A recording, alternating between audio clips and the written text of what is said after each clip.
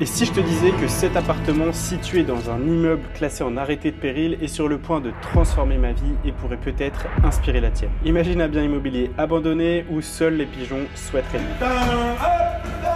À première vue, c'est une cause perdue, un investissement risqué que personne n'oserait toucher. Imagine maintenant qu'une personne soit assez folle pour y mettre tout son capital et au passage demander un peu d'argent à ses proches pour pouvoir réaliser cet achat. Une seule erreur, un problème à la revente et c'est fini, tu repars sans capital et sans famille du coup. Par contre, si tu réussis, tu prouves qu'il est possible de transformer un véritable taudis en un investissement qui peut te générer une très belle plus-value. Dans cette vidéo, je vais te montrer comment passer d'un simple rêve à un projet ambitieux et comment prendre des risques calculés pour transformer 160 000 € en plus de 280 000 €.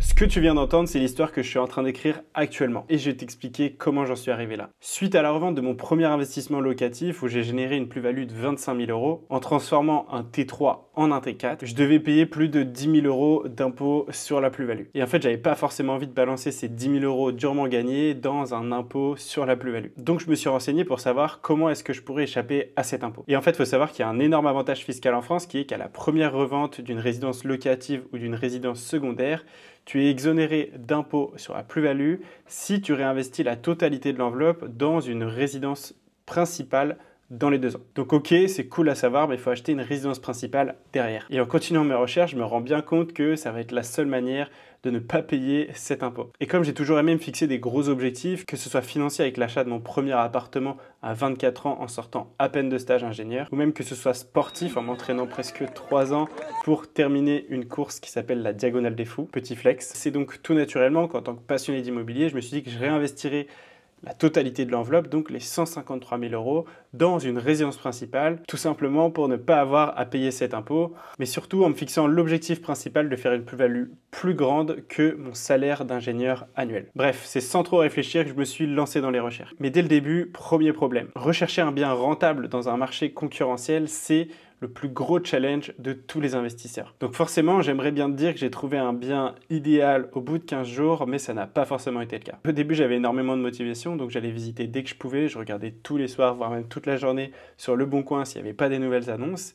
Et puis au fil du temps, quand tu trouves pas ce que tu veux, tu commences à un petit peu perdre la motive. Et donc c'est à ce moment-là qu'il faut avoir une très bonne discipline et ne pas perdre espoir. Ce que j'ai fait moi, c'est que je me suis mis en place une routine de recherche avec des objectifs à la semaine. Ce que je faisais, c'est que je m'obligeais à aller visiter 5 biens par semaine dans le secteur où je recherchais. Ça m'a permis d'apprendre à connaître le marché, ça m'a permis aussi de voir différents types de biens, voir ce qui se valorisait bien et voir les meilleurs emplacements de la ville, tout simplement, et aussi de me faire des contacts, donc que ce soit des agents immobiliers ou autres. D'ailleurs, je t'ai fait une vidéo complète sur le sujet qui t'explique étape par étape comment trouver ton premier bien rentable, donc n'hésite pas à aller la voir après cette vidéo. Au bout d'1 mois et demi de recherche et de discipline à regarder tous les jours Le Bon Coin, je finis par tomber sur une magnifique annonce. Un appartement dans un état pourri qu'on pourrait clairement qualifier d'à l'abandon, mais idéalement situé dans le centre-ville historique de la ville dans laquelle j'investis. Avec un gros potentiel de charme, beaucoup de travaux et donc forcément beaucoup de valeur à ajouter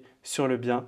Enfin. Donc directement, je prends mon téléphone et j'appelle pour fixer une visite dès le lendemain. En arrivant sur place, je me rends compte qu'en fait, c'est pas seulement l'appartement qui est dans un très mauvais état, mais c'est tout l'immeuble. En fait, les anciens propriétaires l'ont complètement laissé à l'abandon. Résultat, il y a des pigeons squatteurs et l'immeuble a été classé dans un état d'insalubrité par la ville. Bref, de quoi bien te refroidir et te couper toute projection possible. Donc forcément, en rentrant chez moi, je suis un peu déçu, la copro me fait beaucoup trop peur et du coup, j'essaie de passer à une autre opération. Et en fait, plus le temps avance et plus je me projette, je réfléchis et je calcule le montant des travaux et de la plus-value potentielle que je pourrais faire puisque à la revente dans ce quartier, ça peut coûter très cher. Il y a vraiment un truc qui me trotte en tête, c'est que je me dis que je suis quand même assez limité dans le temps et que je sais que je ne pourrai sûrement pas retrouver d'appartement aussi bien placé dans cet état avec autant de potentiel. Et donc je me dis qu'il faut que je profite de ce gros point noir qui fait fuir tous les potentiels investisseurs pour le transformer en avantage concurrentiel. Et en fait, l'idée, c'était d'essayer de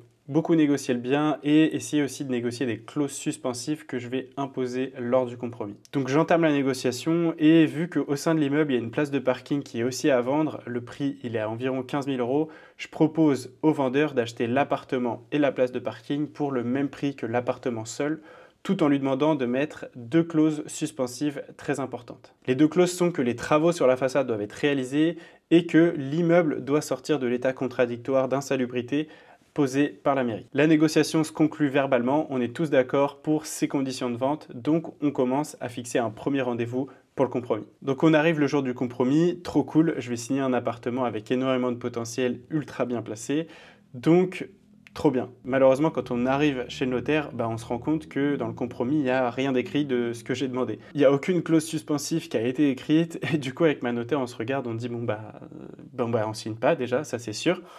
Et en plus de ça, on s'est permis de faire une liste de toutes les choses qu'on voulait ajouter pour la prochaine fois.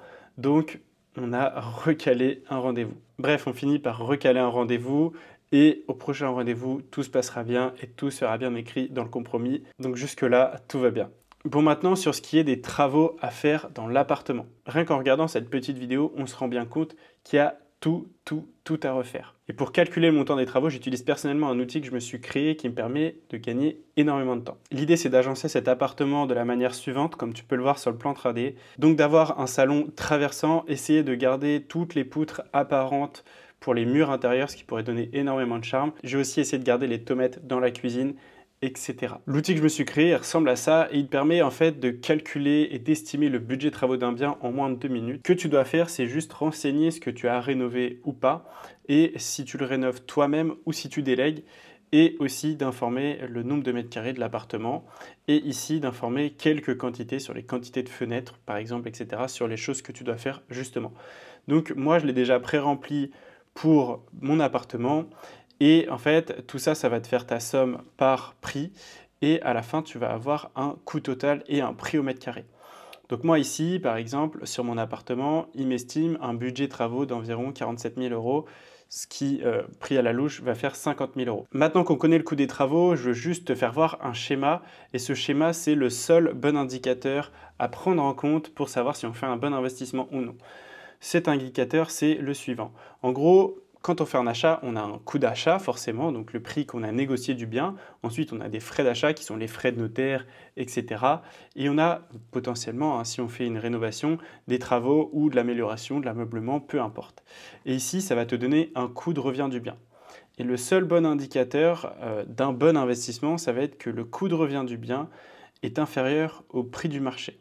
Donc pour savoir, bien souvent, on va comparer ça au prix au mètre carré. Donc si ton coût de revient, par exemple, pour un appartement tout compris, donc achat, frais de notaire, travaux, tu en as pour 1 800 € par mètre carré et que le prix du marché local est de 2 100 € le mètre carré, là, tu fais une bonne affaire. Et donc maintenant, la question réelle qu'il faut qu'on se pose, c'est est-ce que notre coût de revient est inférieur à notre coût du marché local? Et deuxième point le plus dur pour un investisseur, c'est de réussir à calculer ce prix du marché avec exactitude, en tout cas le plus précisément possible. Une fois qu'on a compris ça, nous on va venir calculer notre prix de revient et forcément calculer notre prix du marché, mais ça j'y reviens après. Donc notre appartement, on sait qu'on l'achète 160 000 € avec des frais d'achat, donc nos frais de notaire qu'on ne connaît pas encore et nos travaux qu'on vient de calculer. Nos frais de notaire, ils sont de 10 000 €. Nos frais de travaux, on vient de les calculer avec le calculateur. Et donc, du coup, j'ai fait deux options. Une option optimiste où notre bien, on l'obtient forcément exactement au même prix avec 10 000 € de frais de notaire, 50 000 € de travaux, ce qui nous ferait un total de 220 000 € d'investissement. Et une option pessimiste où on en aurait pour 60 000 € de travaux, ce qui nous ferait 230 000 € d'investissement. Pour calculer le prix du marché local, j'utilise plusieurs sites qui vont être meilleursagents.com pour avoir accès au prix au mètre carré carrément à la rue, et dvf.gouv.fr qui est un site qui recense toutes les dernières ventes qui ont été effectuées, donc tu peux même aller voir dans ta rue s'il y a des ventes qui ont été effectuées, ça va te donner le nombre de mètres carrés et le prix du bien. Et aussi, info très importante, ça va être de réussir à avoir des infos des agents immobiliers de ta ville. Alors attention, quand tu visites un appartement et que tu demandes « Ok, super, ce bien, je vais le refaire à neuf, etc. Combien je vais pouvoir le revendre au prix au mètre carré ?» Il va toujours gonfler le prix. Donc ça, fais très attention. Essaie de voir avec un agent immobilier qui n'a pas d'intérêt à ce que tu achètes son bien. D'ailleurs, en parlant de calcul du prix du marché, c'est vraiment une étape très importante pour un investissement immobilier. Il ne faut pas que tu essaies de te mettre des œillères là-dessus, c'est vraiment ultra important. Donc il faut que tu sois capable de très bien le calculer. Et pour ça, j'ai fait une vidéo complète sur le sujet que je t'invite à aller voir sur ma chaîne. Je te mettrai le lien en description. Donc moi, j'ai déjà fait tout ce travail pour mon appartement et le prix à la revente, je l'ai estimé de deux manières. Une manière optimiste, avec un prix à 3 200 € le mètre carré hors la place de parking, ce qui ferait une revente à 256 000 plus 20 000 € pour la place de parking, donc un total de 276 000 €. Et une version pessimiste avec une revente à 3 000 € le mètre carré hors la place de parking toujours, ce qui fait 240 000 € plus 15 000 € pour la place de parking, soit 255 000 €.